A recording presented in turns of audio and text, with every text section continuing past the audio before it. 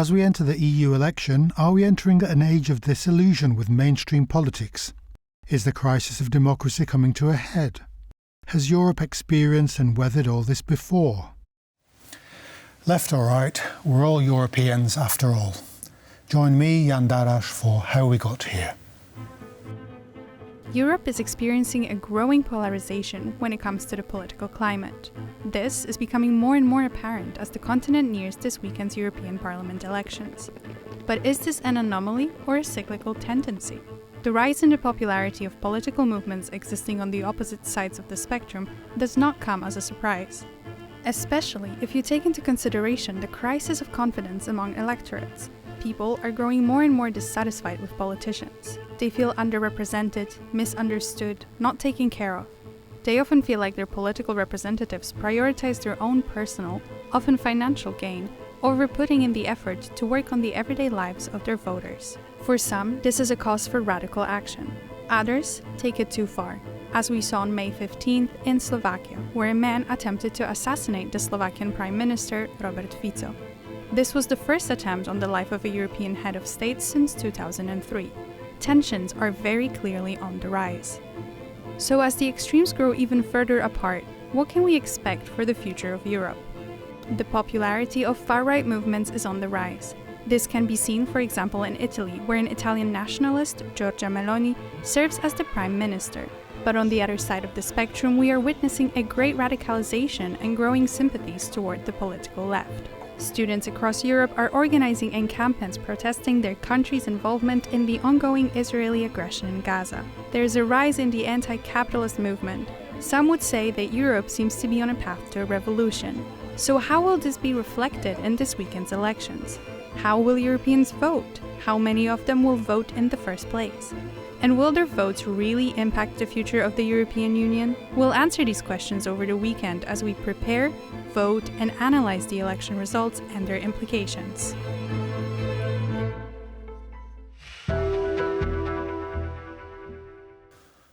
Our guest today is Dr. Jolanta Szymańska. She's the head of the European Union programme at the Polish Institute of International Affairs. Welcome to the programme. Hello. As we were talking before we came on air, you were describing your fascinating experiences with the election in India. We're on the eve of the elections here in Europe. What would your chief observations be, given the two systems, given the two democracies? Yeah, and this is right. We were visiting as a peace analyst India 2 weeks ago to compare Indian campaign and disinformation in India with the situation in the European Union, actually to share our experiences with disinformation. European Union is already much more experienced with disinformation, with fighting disinformation. We have a special task in the European institutional setup to fight this threat. And for India, it's a very new phenomenon, and they want to learn a little bit more about it. And they focus mainly on Chinese disinformation. And for us, Russian disinformation is a huge challenge in the European Union. Russians are responsible for 80% of disinformation activities. So, and Indians are not really aware that Russia is so active in this field. So, yeah, we compare something, we try to learn from ourselves as India is the biggest democracy, but still the situation is very different. Yes. So, yeah. Was there an excitement, just a final question on the Indian dimension, was there an excitement in voting? I get the impression sometimes that in Europe we have this rather jaded, perhaps a cynical attitude to elections. Yeah, I mean... How did you gauge the mood? The mood was quite positive. I mean, the results were quite predictable, so maybe it makes of course, predictable situation don't make such a big excitement for citizens, but still, I mean, Indian population and Indian media and public sphere was very interested in the elections. The main challenge for voters and also for politicians was the wave of heat that was present in India, because temperature was rising up to 50 degrees. So it was really kind of challenge. But it was a test for Indian democracy that I think India passed positively. How does Europe treat its democracy? We're on the verge of the elections, and commentators have said that there has been, over the last few decades, a growing gap between the authorities in the European Union and their electorates. And this has led to a growth in, for example, the far right, or on the far left, it's the woke demonstrators. Is this an accurate picture of how European democracy is, chiefly in Western Europe, I suspect? Well, democratic deficit, because we call this phenomenon democratic deficit, is a problem of the European Union for, I think, many, many years. We try to find solutions for these problems. We implemented to the European legislations some of new incentives for European citizens to participate directly in this debate at the European level. Politicians organized also very broad discussion about the future of Europe in the last years. So citizens can participate, but they still feel that the European Parliament and other institutions are very far. That's why they treat elections to the Parliament as second-order elections, we call it this way. So usually the turnout to the European Parliament elections is much lower than to the national elections. The average for the European is 50%, but in Poland we had in 2019 45%, but in the previous elections it was around 20%, so it was very low. We should work on, I think, education about European elections, because citizens very often also underestimate the role of the European Parliament in the institutional setup of the European Union. But European Parliament is co-legislator together with the Council of the European Union. So this institution plays a crucial role in decision-making process in most of the areas, especially focusing, because we can for sure say it about the European Parliament, is that this institution is particularly focused on rights of citizens, like protecting customer rights, like caring about social protection in the European Union, caring about European values. So from the perspective of citizens, this should be essential voting, actually. We should really participate in this democratic festival to show that we care. But, of course, politicians very often are kind of guilty a little bit, because they focus mainly on political campaign inside the countries.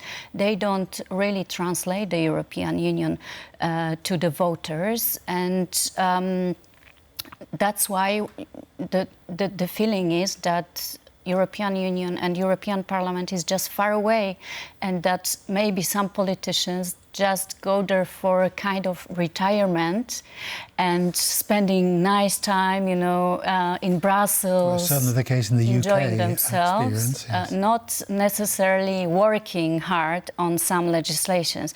But we should also remember that 80% of legislation that we have in our own country comes actually from Brussels, is rooted in Brussels legislation, because all the economic issues or the agricultural issues and so on and so on.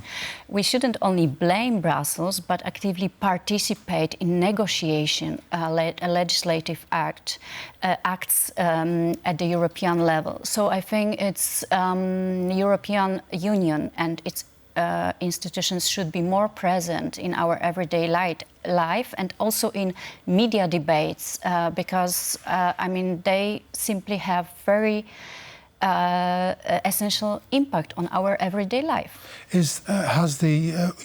Coming back to your point about the rights, giving the rights to citizens, is there an equal stress, or is there a less than equal stress on, for example, the responsibilities that citizens have? As citizens, we have these rights given down to us from on high, Brussels. What are our responsibilities as European citizens? Well, voting is our responsibility. Yes, of course. We can consider, I think, voting as a responsibility. In some countries, voting is mandatory because in every country, I mean, we have elections organized on a basis of actually national legislation and national tradition. So there are some common rules about the European parliamentary elections, but voting as such in some countries is mandatory. But even if it's not, it should be considered as our responsibility, because to be able to complain on something like, for example, Green Deal, Migration Pact, and all these issues that are hotly debated recently, we should really take responsibility for voting. So I think, but yeah, this is the main responsibility I can see. The others, I mean, we have Union offers a lot of rights, not so many obligations, but yeah, maybe this is also why we should appreciate it. Yes.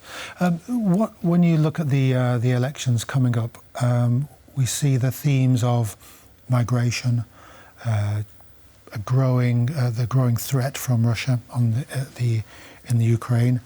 Are these the two main threats that when a voter goes to the polling booth, is he or she just seeing these two issues and how the European Union will respond? Are those the things that will govern his vote?